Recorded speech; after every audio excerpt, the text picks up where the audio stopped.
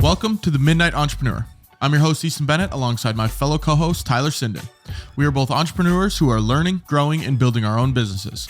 Our goal is to share our experience and knowledge to help you grow and become a successful entrepreneur. Strap in. Before we get started, if you have any questions or things you'd like us to cover, you can email us at themidnightentrepreneur@gmail.com. And if you'd like to join our business Discord / business group chat that we don't text in, we talk about wins sometimes, business problems also sometimes, or general questions. Shoot us a message and we will get you in there. Also, we always say this at the end of the show, but if you don't make it to the end of the show, leave a rating and a review. It really helps us get the word out there for more people to be able to listen to what we're talking about every week. So, a lot of words. Tyler, how is it going, man? Right before you started saying it, I started laughing and thinking about it because we talked about it last week and you added that good little touch in there. I don't know if you put that in the notes, but that was a good addition to it. Nope, no notes. I freaking freeballed that one. It's good. I was like, you know what? We never even talk in there, but let's let people know. We're being transparent, man. Exactly. Be honest. You got to be honest. You can't lie. So what's going on? Not a whole lot. I thought I was going to die today. I thought someone was just had my head in a vice grip. But then my mom brought me some Dairy Queen. She got me a burger, and I ate that burger, and it cured me. So, yeah. Really? Yeah, I was That's texting surprising. this morning. I was taking ibuprofen this morning. I was just chugging water. I was like, this is the worst headache probably ever had. And I've never had like a migraine or anything. I never get headaches. So I was like, this is wild. Yeah, and then she got me a coffee right here. Got me some Dairy Queen, and yep. That's puppy Soft. Shit. Yeah. Exactly. Can't believe that you're bedridden all day. That's not what we do here. It's separation season. Hey, half the day. I got half the day left. I'm not doing anything else tonight. So half the day left. What are you talking about? It's almost bedtime. Well, I suppose it's 4 o'clock where you're at. 3 o'clock here, man. We got a lot of time left. Weekends, I can work till midnight. It's Midnight Entrepreneur. We got to get that in for the people. It's true. You got a good point there. Yeah. But other than that, just kind of give some updates here, a brief talk. I know we had this conversation a couple days ago. I've got a couple clients where we're doing like talking head, short form content, reels and TikToks and YouTube shorts and everything. And the more and more I scroll through these different platforms, I'm seeing people do a lot of the same captions. I'm sure you've seen them before where they're popping on screen, changing colors, emojis slide in and out. And I'm like, I just don't want to provide... Like, yeah, that content's fine to give to the client, but I want to switch it up a little bit. So I told them we were going to have them done by Wednesday. I said, hey, do you care if I just take till over the weekend to see if I can just make these a little bit better? Like, I want to change things up a little bit. And they had no issues. So that's what I'm going to be working on the rest of the day today and tomorrow. But yeah, I just want to give the clients a little bit more than what every other person is getting, you know? Yeah. You come up with any ideas for that yet? I think I'm just going to add a little bit more production value. So there's one TikTok I'll send you after this. It's a guy that does like history videos. So he'll talk about a video like on the Cold War. And he has a lot more editing production in there. So it looks a little bit better. Things are moving around a little bit more rather than just talking head and stationary B-roll. So I'm going to try to add a little bit of that. And then I'm also going to, next time we go through a round of content, maybe pitch some ideas that let's switch it up a little bit.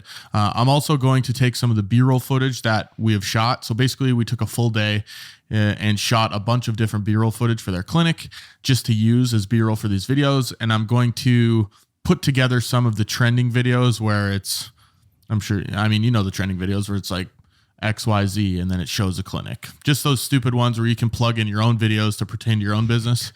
Very stupid. Yeah. Everyone does stupid them. videos, client. Yeah.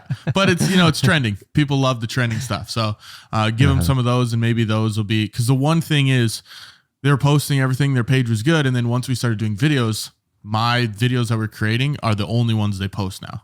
So they're not mixing in a ton of photos. They're not mixing in a ton of other reels and stuff like that. So I think I'm going to give them that option, as well as we did shoot a bunch of photos the same day that we shot all of the stock video. So I'll give them some of those photos too.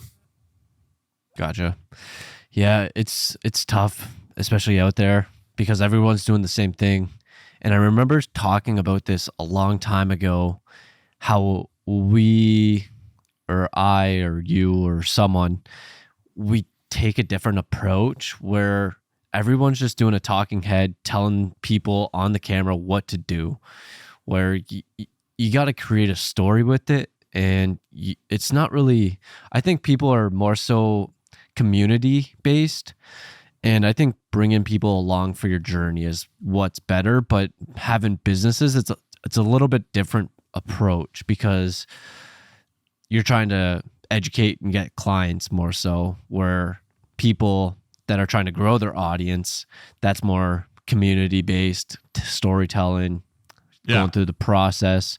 Somewhat what I'm doing, growth there, not great, but we're still early in the game. We got to continue doing that. So I always see the same ones that you're talking about. And I know Alex does it. A lot of these like professionals, like I guess you could classify Alex as that, where they have the knowledge to be able to give that information. And it makes a little bit more sense to give the advice, but then it's just every single person is doing it. It's like you have zero business experience. You just heard it from someone else and now you're just saying it. And it's like, why do I want to listen to you? And Alex always talks about that. You don't have that credibility built in. So one thing so they're chiropractors, and I see this a lot, and it makes absolutely no difference, but it validates people. I don't know, is wearing their, I don't know if they have a gown or whatever they wear at work, but they wearing just wear polos. Because once I started talking, I was like, chiropractors are usually more professional, like button downs or polos, but that usually like makes them more professional and gives them that credibility, because like you'll see doctors and they'll be wearing their gowns or whatever. It's like you're at home and you're wearing your freaking, and it's just obviously like you're just doing it to have that validation that you're the doctor, you have all the experience. So that could be something to do. They for sure wear their branded polos and button-down shirts. The girls wear the polos, guys wear the shirts. But we're pretty much putting together. So a lot of this is like you said, there's two ways you can go about it: sales content, and then there's the branding content, which is a little bit more long-term. So this, I'd say, is funnel videos, educational videos to get people to, check out their website, which we're setting up a landing page for them to actually use these social videos for something. And I think it's a great idea. I already pitched to her. She said she's good to go and she wants to start it in 2024. So in December, we're going to have a conversation about getting that rolling. But a podcast, and hopefully no one does it before then since I'm saying this, but a podcast and the first... All of our millions of listeners. Yeah. They're going to steal it. Exact. Don't freaking tell anyone, guys. But the name of it would be, the first name I pitched is Mom Talk. So the client that I'm working with, their big thing is working on like prenatal and pregnant moms. So it's all about like babies and pregnant moms, making sure that they're getting the best care and that they're ready for labor and all of this stuff. So I said, well, let's do like a show. You can do a podcast. Maybe they're 15 to 20 minute episodes. We don't have to make it super like produced, like you could feel like you're on a podcast, but more so put you in a couple comfortable chairs and you just talk about stuff regarding moms. So it's like, oh, what did tell me the story about past clients. Yeah, just like clients you work with. So like if they have a mom they adjust, she can come in and be like, she's asking her questions. So what was your pregnancy journey like? Oh, it sucked, or oh, this was awesome. How did you guys find out if it was a boy or girl? And you're totally just talking about like being a mom. So then it attracts to other moms and you're not selling the chiropractic stuff and you're just more so talking about, oh, what's it like being a mom? What are your advice for being a mom? If it's your first kid, what did you wish you knew that you don't, or what do you know now that you wish you knew when you first started? So just having this conversation that moms will want to watch it and they don't have to care about chiropractic. And then we can use that for long-term branding. I like the idea. It makes the content extremely relatable for their specific target audience. It just might reach such a wide-ranging audience that someone in Florida is listening to it, or someone in Texas, because it's going to be moms all over the place. But I do like the idea. Which is okay. Idea. I mean, if a moms everywhere start doing it, then you can start to pivot some of your services. Maybe you start to offer some sort of something that capture nationwide rather than just local. But that's down. Yeah, it's just Mom Talk or whatever it is. But that's down the road. If that happens, awesome. If we just get the local moms to see it and just get some awareness, that's kind of what we're going for. And then you could clip that. Yep. And then that's social content. Yeah. That's actually what I pitched him. I was like, person that's doing. Yeah. And that's what I pitched him. I'm like, hey, let's just do a podcast. They don't have to be hour-long episodes. Most podcasts are Yeah. pretty long. If you even do 15 to 20 minutes, you could film 4 of them in half a day, Yep. especially if they're Yep. that short. And then we got them for the month. So she was pretty excited about that. They said they have a space that they're not using right now, just an empty room. Like, perfect, we'll set up in there. So yeah, that conversation I'm excited to have in 2024. The other update that I have regarding to this same client, I got my first craps dealing gig. So for those of you that don't know, craps, casino game with dice. It's a table. And one of my clients said, hey, do you know anybody that has a blackjack table or a poker table? And I was like, well, I have a poker table if you want to borrow it. And this goes back to going above and beyond for your clients, just doing the extra stuff. You're not getting paid for it. And I said, hey, I have a craps table. I said, if you want me to come to your Christmas party and deal craps for all of your members, I will. And she's like, oh my God, that would be awesome. I'm like, perfect. I'll be there. Dream job. Yeah. So I get to do both, man, videos and deal craps. So you're just dealing. So that's one specific night. You're not doing video that night. It's just No. It's just craps. Yep. So they're hosting a Christmas party for all their members. It's like a gym, and they're hosting a Christmas party that's a casino night. And then I'll be there dealing craps. So wheeling and dealing. Yeah, building that relationship, man. I'm like, hey, I'll help you guys out. Plus, I gotta have fun dealing craps. Get to mingle a little There bit. You go. You gonna practice before? I don't need practice, man. Everyone needs practice. I don't know what you're talking about. You're telling me Kobe Bryant did practice? Everyone needs practice. Dude, I was practicing. Talking about practice. I practice every weekend. Practice. Have people over play some craps. I don't play. I just deal. It's awesome. It's great. Yeah. You're going to be practicing. Yeah. I was actually talking to my dad last night, and he's like, well, do you need a stick man, or do you need help? And I was like, I don't trust your dealing skills. Yeah. So he'd need some practice. So we'll see if he comes on. But yeah, so excited for that. And I like that I get to go above and beyond for this client, get to help them out with their Christmas party. And just awesome. keep building that relationship. So nice. What's new with you? Like a good time. Yeah. What's new with you? Sorry, I was talking a while there. No, it's all good, man. We're just trying to get some updates in. And we're just shooting the shit.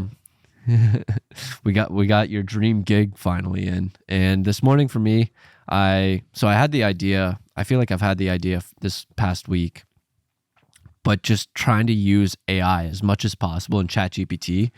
And last night I decided to text Riley, and we chatted this morning. And it's basically just coming up with a weekly blog and then posting it on Nuevo, because we just got our freaking inventory just sitting there doing nothing, collecting dust, and we're getting some traffic to the site, but it's like so this morning I ended up writing a blog with ChatGPT. I did basically nothing, and it took me about 30 minutes. It's like, okay, let's just dedicate 30, 60 minutes a week, get a couple blogs pumped out, and let's try and increase our keywords, trying to generate some traffic to our website, and trying to create some more sales so we don't just have our stuff, because we just got our bills coming in every single month and it's just a nuisance. And it's like, okay, let's just dedicate some, like, it's not much. We have ChatGPT to do everything for us. Let's just utilize it and see what we can do. And hopefully we'll be able to generate some more traffic and keywords there. But it's just basically trying to come up with weekly blogs and just pump that out. So that's going to be one thing that we're going to be doing moving forward. Hopefully we'll stay consistent with it, because that's one thing that we've struggled with a lot, is staying consistent. We'll have these meetings. It's like, yeah, let's do this. And 2 days later, we aren't doing anything. Everyone gets gung ho in meetings. They're like, that'd be awesome. That's kind of the feeling I get when we do our masterminds. I'm like, let's go. And then it's like, for 6 hours, I'm hot as freaking fire. And then I'm like, we should have another mastermind. The good thing about our masterminds is when we had it scheduled in there, and it's like every single week. So it's like, we're coming back no matter what. So it's like, okay, we got to come back this next week. And it's like, okay, I got to know I performed. You have to report. So that keeps you accountable. Exactly. And with us in our meetings, we typically didn't do that or have these scheduled meetings every single week. So I think maybe if we do schedule that every single week, then it'll keep us a little bit more accountable. But one thing that we do struggle with is that consistency. It's like, okay, we'll schedule these, and then it's like, okay, and then it stops after 2-3 weeks. Yeah. So, I mean, I did it in like 30 to 60 minutes. And if I can just do that and got a whole blog in, linked a couple pages, and even if it's just me on my own doing it, I don't really care.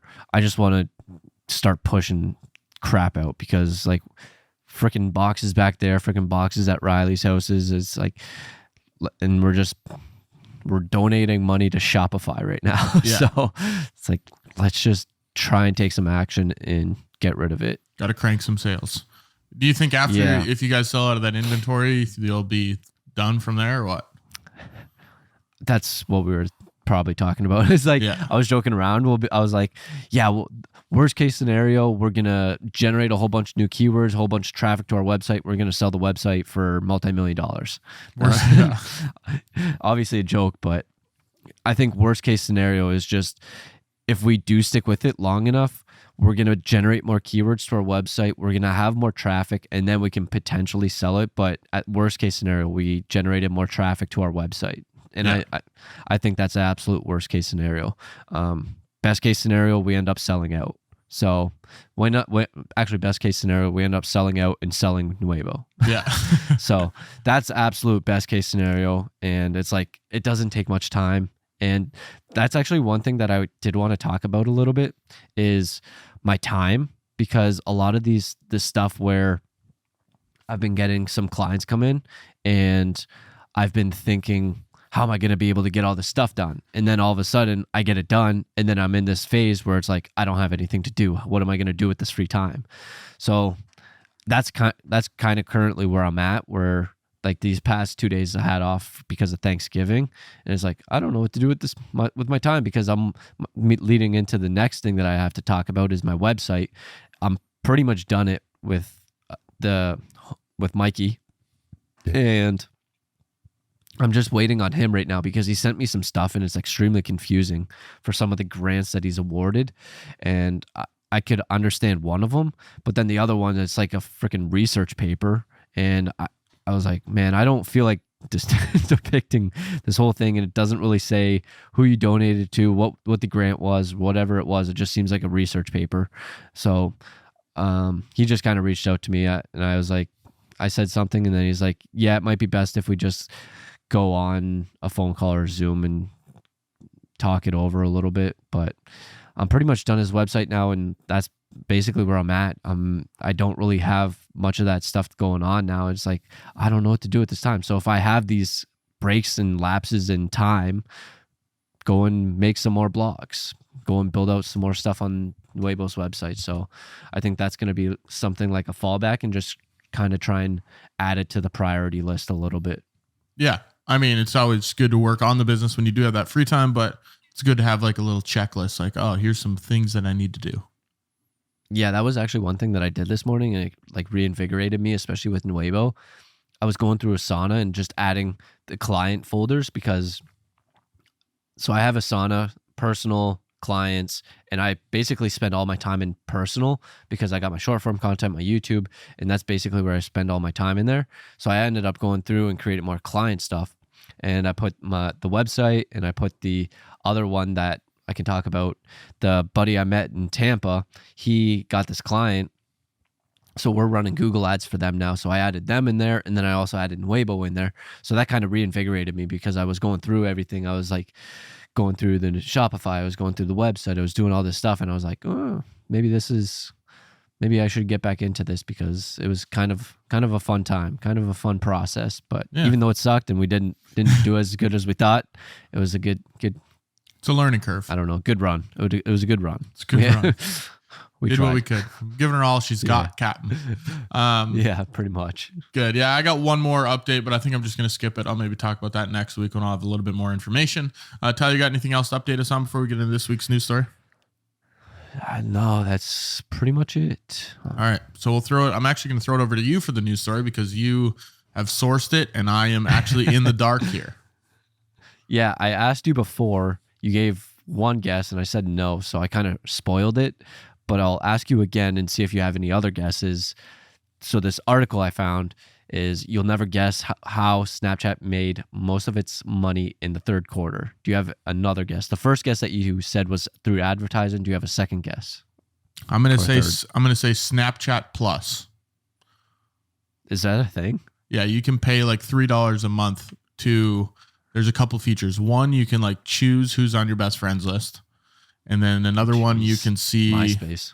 you can go on maps. So like there's the Snap Maps or whatever and see where people are at. Yeah. And you can see where they're driving or where they've drone. Like, so I could tell that Tyler went to the grocery store and then he went to the gym. That's not creepy. Yeah. But there's some rules on it. I think other people have to have it turned on or they have to have Snapchat Plus. It's similar to, what is it? The iPhone thing where you can Find share my your iPhone. location. Yep. No. Share your location with someone. Yeah, that's how you find it is under Find My iPhone. No, I can share my location with you. Yeah, and then if I want to go look and see where you're at, I have to go to Find My iPhone. I think you can go in your contact information. But okay, moving on to Snapchat. So that is actually not how they made their most money. How they made their most money is from interest in the bank. Really? Other cash, yes. I think it's the second time that they've made the most money through interest. Like they aren't very profitable. It seems like this article doesn't seem very promising. They have $3.6 billion in the bank. In cash? And that's what it says. Why? In the bank. I don't know. Do you still use Snapchat? Rarely. Like here and there. Yeah. But I don't Snapchat people like all day. You know what I mean?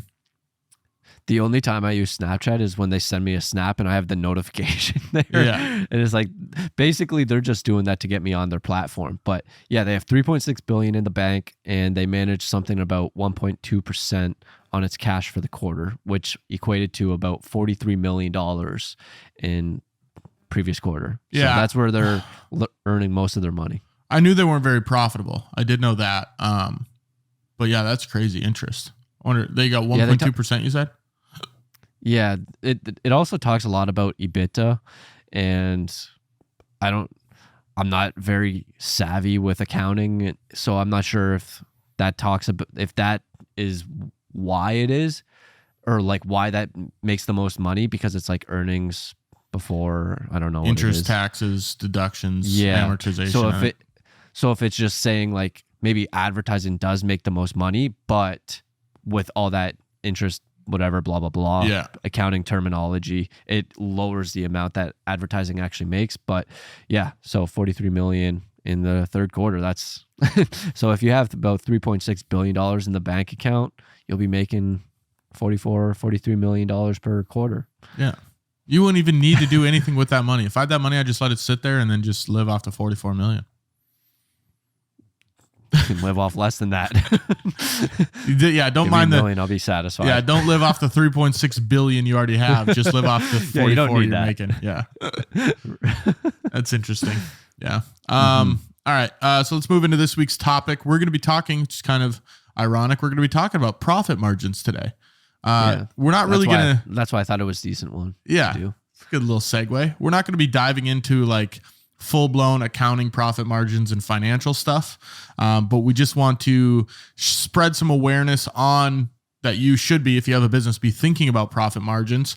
And then I want to give a real world example of one we just did here a couple weeks ago. So Tyler, when someone says profit margin, what do you immediately think of?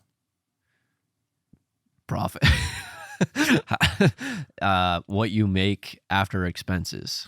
Yeah. I believe is the proper term or proper definition. So basically it's revenue, all of the money that comes into the business. Let's say it's $100,000 minus anything that you spent that was a business expense. That's the short, simple terms. Obviously, you can go way more in depth, like Tyler said, with the EBITDA, with write-offs and deductions and your amortization schedules on paying things off for a certain amount of time. But really, it's your revenue, $100K. Let's say your expenses are $20K. That means your profit is $80,000. That's in simple terms. It's all the profit margin. Yeah. If that was your profit margin, that'd be nice. I did see this guy that was running a business, and I think he was making over $100,000 a month. And he was doing a design service. I don't know if we've talked about this before, but he was doing a design service that basically you pay him $5,000 a month and you can get as many designs as you want. It's like a graphic design house. Yeah. And then the only rule is that you can only get one at a time. So once you submit it, you say, I want a new logo. You can't submit another new design until the logo's finished. And doesn't have any communication with the clients or anything. So that'd be a high profit margin business. But getting back on topic, profit margin, it's not something that I really thought about when I was first starting my business. And then once I finally started to think about it a little bit more and actually break it down, I realized that I'm probably not charging enough. Just for example, I would get a job. Let's say in the beginning, I'd get a $500 job and I'd be like, awesome, I'm making $500. But then I didn't realize, okay, well, you have to buy props. You have to pay this person to be able to shoot at this location. Maybe you're paying someone to come help you out on the shoot. And then that money that you thought you were making really gets eaten into by the expenses. Mm-hmm. I've been starting to think a lot more about profit margin, and just especially with my services, it's nearly all profit. All that I really need to do is have my time. But then I was also starting to think more about other businesses, say with products, say with Andy for selling his first form. It's like you have to have the profit margin to be able to pay for employees, to pay for building, to pay for all these expenses. And it's just like, man, that's tough. Yeah. Well, I look at it as this. So you mentioned that yours right now you think is almost all profit. Let's say it's 95% profit, right? Right. You have to look at it as, because right now you're looking at it as, you and the business are the same thing, right? Whereas how I look at it as Right. me, I'm a cinematographer that's getting paid. Like I'm a subcontractor.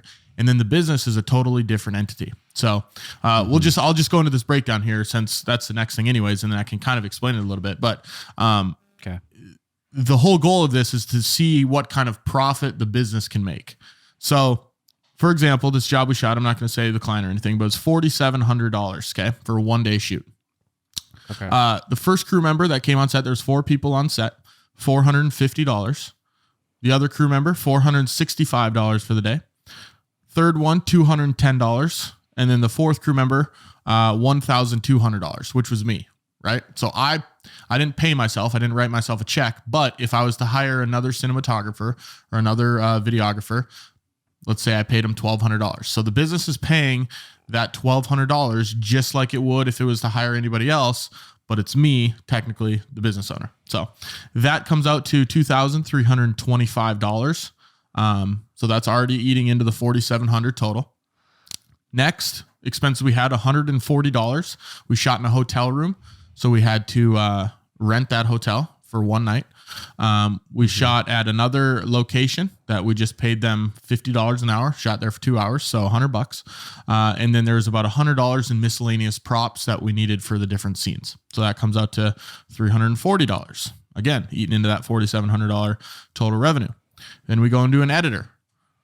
I budgeted around $1,250 for an editor. The thing is that technically I'm doing that editing. So again, if I was to hire an editor, if I was to call someone in New York and say, hey, edit this video for me, that's where I have some wiggle room. So maybe you charge, $75 an hour to edit the video, but I pay somebody $50. So then I'm getting that profit, that $25 in profit. That's where the business gets their money. Right. So the total with all those expenses, $3,915. That puts the profit margin for the business, the profit that the business technically made at $785, which doesn't sound like a lot at all. You know what I mean? From a $4,700 video and you're only making $700. Now it's a little bit different because it's making more than that because I'm not actually paying out the editor fee.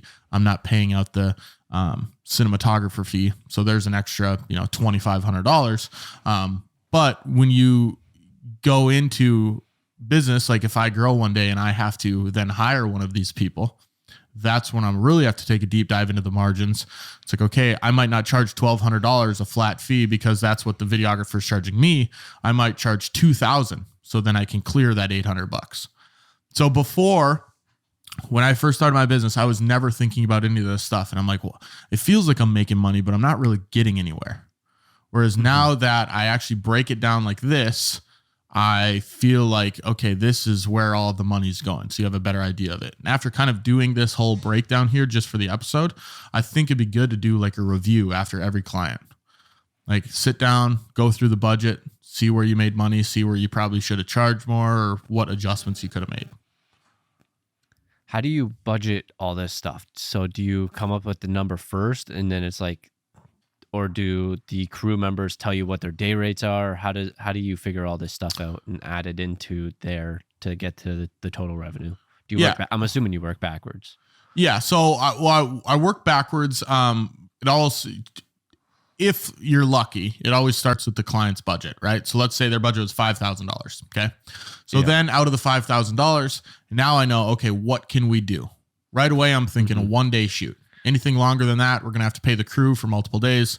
It's going to go way over budget. So right away, you're thinking 1-day shoot. Okay. Now, who do I need for the 1-day shoot? I don't ask the crew their budgets or day rates because I kind of know them. I've worked with them multiple different times. So I just know like, hey, this guy's day rate's $450. This guy's day rate's $65 an hour. This guy's day rate's $20 an hour. So I kind of know.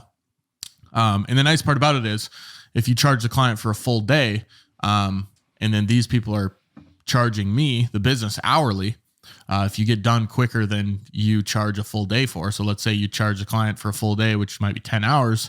We get done in 7 hours. You don't have to pay the crew those extra 3 hours, which is nice, but that's on the side. So yeah, once I know the budget, it's like, okay, it's Do you ever $5. go long? Sometimes, but it eats into my own pay profit. Yeah. So like Profit margin. yeah. So it eats it's weird because it's like technically I'm an employee, but technically I'm the business owner, but yeah. So it eats in a little bit, but, nothing crazy, too far into it. But yeah, once I know the budget, let's say it's $5,000, figure out what the crew is. Depending on the budget, can I have a 4-person crew? Can I have a 2-person crew? We just did another shoot where we only had 2 people on set because the budget was way lower. So, if they told me their budget was $10,000, I might've been like, oh, let's do a full crew for 2 days instead. You know what I mean? So you base off that. And then there's a little budget calculator spreadsheet I have where I plug in like, okay, it's going to be $300 for a location rental. It's going to be $100 miscellaneous. I got to buy everybody lunch. That's going to be $100. So once I put all of that in there together, that's when I start to shave things off. If I'm like, okay, we're getting a little bit high, we might have to cut out a crew member. Or, okay, we're getting a little bit high, let's shoot at 2 locations instead of 1.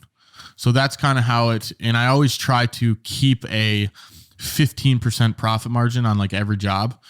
So 5,000, I need to keep the budget to around, I don't know what 15% would be. Let's say it's around $4,200 to have that $800 margin or whatever it might be. So that's where I always try to keep that little buffer area. If I go the whole budget to $5,000 and I still haven't added in profit for the business, that's when you have to start shaving some fat. So so you don't have the expenses and then you say, I need 15% on this and add the 15% to the expenses. And then that's how you get the fee. Correct. Yep. So technically the 15% or 20%, whatever it is, sometimes I change it. If it's a bigger budget, I'm like, oh, I'll do 20% margin on this. Right. So I change it here and there, but if I basically put it in as just a line item, 15% of the budget, that's an expense. It's not really an expense, but it gets me to that $5,000 number. But what do you call that expense? I don't even know. I could pull it up here. Actually, it's right here. Miscellaneous. Yeah. Lunch. It just said just business profit. It says what I have it labeled as. And then it multiplies. I got a formula on there that multiplies it by the total. And then what adds. Does the client see? This is just like an invoice that you. This is just internal. This is just for my own calculation. So client never sees this. Oh, so they don't see the breakdown. Correct. They just know when I talk to the client, they say, oh, our budget's $5,000. I say, awesome. We're going to show up with a full crew for 1 full day. And then and then this is the video you'll get. So all the back end figuring out they never see any of that. So it seems like you would need to get a lot of information before you can come up with all these numbers and what you need for charging them, because like you got a couple different locations in here. So, and then you got props as well. So you got to get the outline from the client to be able to say, okay, this is what that's going to cost. Okay, I got to factor that in. I need this. And then, so you're getting a lot of information from the client. Yeah, it's usually in that first phone call. So basically you go over and you say, okay, what's your idea? What do you want to do? They're like, oh, we want to create a commercial. We want to do this. Here's where we're going to put it. We're going to put it on TV. We want a girl actress and she's doing this. Sometimes they have an idea of what they want it to look like. Sometimes they're like, just give us an idea. And then it's free reigns, then I can come up with whatever. But if they already have an idea, then you're just asking those questions, okay, well, what do you want the ad to look like? Where do you want to shoot it? All these different things. And then we write the script for it and say, hey, what do you think of this? Obviously, when we're writing the script, we're keeping in mind the budget items. We're not going to write a script where we have to rent a freaking $50 million building, So, but location wise, one day we'll be in Rodeo Drive.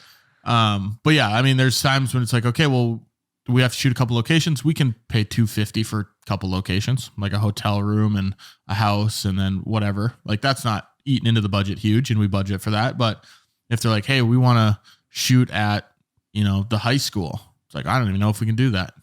Like, I don't know if we can if we pay the high school $50,000, could we go shoot there? I don't know. Probably do it for free. Honestly, I know a couple people there, but yeah, so that's, can't remember what your original question was, but yes, you do have to get a lot of information from the client, but generally it's pretty easy going. A lot of times they know what they kind of want. And then as you're listening, you have an idea of what it's going to cost to accomplish that. So you said you didn't typically have this mindset when you first started out. How would you go about this process, or how would you think about profit margin before? I know you said it's something similar to what I'm thinking. How would that process look like? What would it be? What were you thinking? Like before I implemented this, what was it like? Yeah. Before I would just give them a price and be like, awesome, let's do it.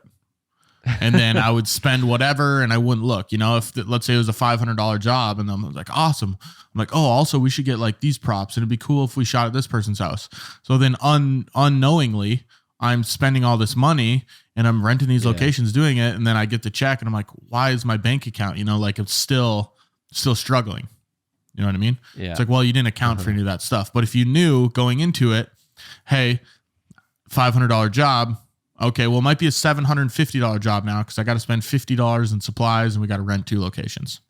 If you know that up front, then that $500 is not being eaten into. Whereas before I left with $173 and I'm like, where did all the money go? But once you figure it out, it's like, oh, here it is right here. Look at all the shit we spent. So I know a lot of people, especially with their personal finances, they say to have, say, 6 to 12 months of savings built up just if you rainy day, whatever it is. Do you do that with your business? Yeah, I mean, I try to. You try to have a run rate as much as you can. I think I have 5 or 6 months right now. So, I mean, I'd like it to be more, but yeah. And it's different because my personal account, I don't put like any money into my own personal account. I just leave it all in the business account. Pretty much just pay myself what I need to pay my personal bills and stuff like that. But everything else stays in the bank account. But yeah, that's what I'm trying to do actually for 2024 is make sure we're building up that account as much as possible. So then eventually when I do hire, I won't have to have the ongoing stress of, oh my God, can I pay this person this month? So yeah, that's been the whole goal here. The second half of 2023 is just building that up as much as possible, which this is a book or not a book. This is an episode on profit margin. I know I've talked about this before, Profit First. If you guys have not read that book, it's probably one of my favorite business books you can read. It basically teaches you to pay yourself first before, there's a lot of books that teach you to pay yourself first, but this teaches you to take profit in your business before you're paying all of your expenses. So it kind of reverse engineers it because I know a lot of times businesses will get to the end of the year, their accountant will say, hey, that's awesome. You had 20% profit this year, right? You got 50 grand you made this year in profit. And then you look at your bank account and you're like, where's the 50 grand? I don't know where the profit's at. So this avoids that problem and helps you get out of that scenario. So the profit on paper actually matches the profit that you have. I know before we started doing this, you mentioned a story about someone who owned a gym and he had to pay his employees because of the profit and they wanted a raise. You want to touch on that a little bit? Yeah. So I was watching this video. It's actually just before we started filming on TikTok, and he basically owned a gym and 2 of his employees came up to him. He basically owned a gym, or he did? He did. Yeah, it's basically like 8 times in the last 3 minutes. So he owned a gym. I don't think he still owns it. He owned a gym, and 2 of his employees came up to him having this little intervention talk, and they wanted to ask for a raise. And they said, hey, we want a raise. We don't think we're getting paid enough. And he came down to the conclusion that The reason they felt that way is because they felt like they were doing all of the work and the owner was never actually there. So they felt like they were running this whole operation. So then the business owner had a conversation with them. He said it was not as nice as it could have been, but said that you guys show up to work and you get paid no matter what. You can never show up to work. As long as you show up to work, your bank account will never go down.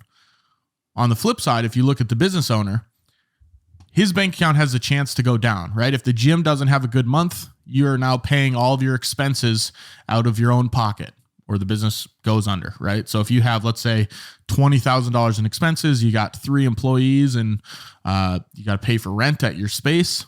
If you don't make $20,000 that month, you're taking money out of your own pocket, but your employees are still getting a paycheck. So he told these employees, the reason that I'm getting paid more and that you guys are not is because I took a risk. For 3 years. I worked 80 hours a week and my business account never went up.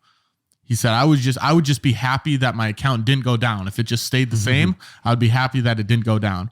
So yeah, after he gave this had this conversation with the 2 employees, they understood that it is, he said, I can give you guys raises, but then in 3 months from now, if we have a bad month, the whole business is going to shut down. You're not going to have jobs. And they said, okay, yeah, that makes sense. Or one of you gets fired and the other one stays. Yeah. And it talks about, when the business, the volatility, you have to be aware of that, because you might have a really good month where you could be like, oh, let's give raises to everybody. And then you might have a really bad month where it's like, man, we don't have enough money to pay our bills. Right. Yeah. That can be really tough. So, especially like with that, yeah. I just really, because what I do, it's just, I have my check coming in from that job that I work. And then it's like this other account is just kind of like bonus money that I don't really touch or anything. It's just going into the business account. So yeah, it's so different for me. And that's one thing that Hormozy always says to start is service-based businesses, because they typically have the least amount of startup costs. Learned that the hard way. And it all it really requires is your time. Yeah. And for me, that's pretty much all I've spent some I've written off quite a few different things that might not be applicable, but they're written off. Yeah. But there is a few things that I do. As long as you have a good argument for it. Yeah. I had some business meetings that I had to travel to. Oh, 100%. Dude, you can write off 100% of business travel expenses. Did you know that? That's why I'm trying to get 100%. Someone, 100%. That's why I'm trying to get someone that I know in Nevada to let them be one of my clients. So I can just go meet with them once a year. You know what I mean? Maybe you just have a daily goal of emailing 10, 15 different people in Nevada or in Las Vegas. Well, there's a couple of friends I have that I'm like, hey, just start a business. Or you could have a daily goal of emailing 15 different businesses, and then you'll say, okay. But then I'd have to do actual work there. Yeah. Which wouldn't be the worst thing ever, but yeah. Then I actually turn it, then it's actually a business trip. Exactly. Think about the reward. Yeah. And the process in doing it. Yeah. It'll be fun. Yeah, I can't remember where we're at. You were mentioning, what were we talking about? I can't remember. Just profit and me being serviced. Oh, yeah. Business. Service-based. And that's another thing, if we're on the topic of profit margins, which we are. Service-based businesses have much higher profit margins than non-service-based, like retail. So, just like that, you could sell $5,000 one-day video. How many products would you have to sell to make up for $5,000? If you're selling fridges, probably not that many, but if you're selling $80 necklaces, that's a lot of necklaces you got to sell. Right. The only difference is like you have subscriptions and you have to buy some inventory. Like for me, I already had a laptop, but if I didn't have the laptop, I'd have to buy a laptop. Yeah. If like I'm paying for some subscriptions that I probably don't really need, but I have those subscriptions that will add up over time. But for the most part, like I don't think I was going to say like you could just have your phone and be a videographer, but you're probably not going to get paid very much. But yeah, a lot of service-based businesses, you can get by with like doing SEO services. Like all that requires is your time. Yeah, exactly. That's pretty scalable. And then just the better you are, the higher you can charge for the same product. But yeah, if you guys are not thinking about profit margins, start doing that, because once I started doing that, the business actually started to grow where I felt like the business was growing. If you don't, it's, I always say it's kind of like your lifeline. If you don't look at them, then you have no idea where to go or why your business is stagnant or where your business is at. So start thinking about profit margin just a little bit more, and read the book Profit First. Mike Michalowicz. I don't know his name. Mike. I'm sure it'll pop up if you search it. Are you Googling it? No, I was thinking, because there is one of the Arate groups that I'm in. They just had a speaker come on, and he's a finance guy. And I didn't go to it, but it seems like they're talking a little bit about it. And I think what the guy said is profit margin is shit, or profit first is shit, and don't listen to it. And then I think someone else said, so that's what the finance guy said that came on and had a discussion with them. But I think someone else in the group said profit first is an extremely good thing for your business if you're sub 10 million. Oh, I 100% believe it. And I get where maybe he could say that, because I don't know, though. I wonder what his reasoning for it being shit was. Did they say it all or no? I did not attend the call. And all I really saw was the guy so the one guy posted about it. He's like, what'd you guys think about it? We run Profit First, and it's been so great at our business. So he was behind it, and he was just wondering if anyone else did Profit First. And then someone else said that they did it as well. And he thinks that it's only good for businesses if you're sub 10 mil. Which is 95% of them. A lot of businesses, yeah. I mean, I like it. It makes sure the hardest thing about business, well, not the hardest thing. One of the harder things, though, is you have to pay taxes, the profit, making sure you have all your expenses paid. This system allows you to make sure those are covered. So just to give you a quick rundown of what's in the book, he basically teaches you to have like 5 different bank accounts. So immediately any check you get from any client goes into what's called the revenue account, or the income account, whatever you want to call it. And then from that account, 2 times a month, he recommends the 10th and the 25th. I have no idea why. 2 times a month, you take that money out of the revenue account and you diversify it into your other 3 to 4 accounts. So the other accounts that you'll be pulling money into are OPEX, operating expenses, profit, tax, and then I set up a 4th one, which is the new gear account. So I take a portion of every check, put it in the new gear. Because honestly, how else do you save up for new gear? It's like if I want a $10,000 camera, I'm never just going to be like, oh, let's spend 10,000. But if I get that account up to 10,000, you just keep building up that profit, and you let it build, and then you collect interest from your bank because you have billions of dollars in there. And then once you get to the point where you have a bunch of profit in your bank account, then you're like, okay, I think it's about time. 44 million if you're Snapchat. So yeah, you take that money from the revenue and you put 15% of it into the taxes, and then you put whatever percent, 10% into profit, 5% into the new gear account, and then 70% into the operating expenses. So that's how mine's set up. That's what I do. And then he recommends taking the accounts for the taxes and the profit and taking them from your bank account and transferring them to a different bank that you can only access that money if you actually go in there and request it. There are no cards for those accounts. You can't take money out of it. And he says that's really going to make sure that you are responsible in not spending the money that is for your taxes and not spending the money that's for your profit. I have pretty good discipline, so it just sits in my account and grows. I don't take money out of it. So yeah, good for you. There have been times when I'm like, I got, 20, I need it. There's $20,000 in this tax account.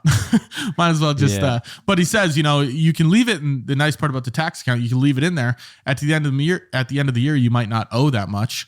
So then boom, you have this extra money. You have some extra profit. Yeah. But you just keep it in that account for the next year and the next year and the next year and the next year. And the other cool thing he recommends is that when you do pull out of the profit account, if you want to pay yourself an owner's distribution or whatever it is, he said just take half of it. So let's say you have $5,000 in there, take out $2,500. So then instead of starting from zero, you're starting from 2,500 now, and that grows. And then once you take it half of that, it's going to be a little bit more. Does that kind of make sense? Yep. Yeah. So it's cool. I mean, if you guys haven't read it, I definitely recommend it. It might not be for everybody, but if that's something where you're like, man, I just don't know where my money's going. This really helped me when I implemented it like 2 years ago. That now I'm like, oh, now I know I can look at everything. I know exactly where all my money's at. Good stuff. That's good to hear. Yeah. So, I Tyler, definitely don't do that. yeah, you should read the book and try it. You might like it. I don't, so I'm still confused a little bit with Square because I don't charge for taxes.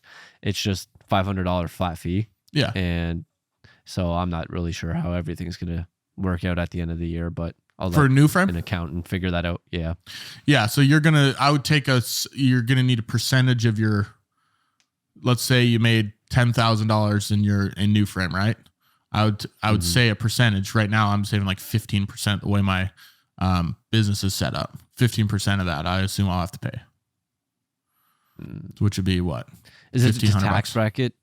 Is it do businesses have tax brackets? Yeah. Well,